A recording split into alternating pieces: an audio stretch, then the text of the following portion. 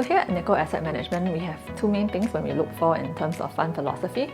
So one is positive fundamental change, as well as sustainable earnings. So when we look at positive fundamental change, so it could be things like change in management, as well as change in policy. And in terms of sustainable earnings, it could be things like high ROE, as well as strong balance sheets. So these are the two main factors we look for when we look at companies. And we also integrate ESG as part of our process, and ESG is integral in terms of looking at stocks as well.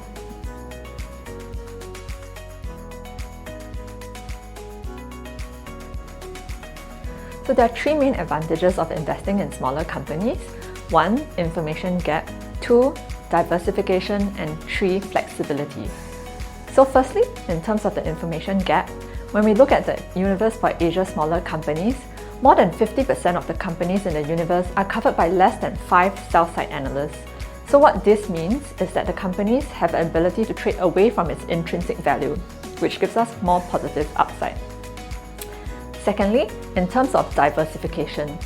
So when we look at the small cap benchmark versus the large cap benchmark, the small cap benchmark, for example, has about 30% weighting in India.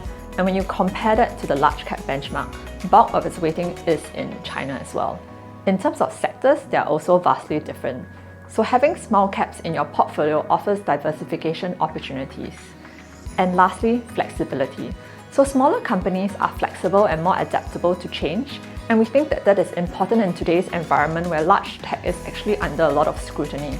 So being small means that you're able to change your business models and basically adapt to the different changes, and as a result, we think that the companies are better suited and will be able to survive the harsh environment.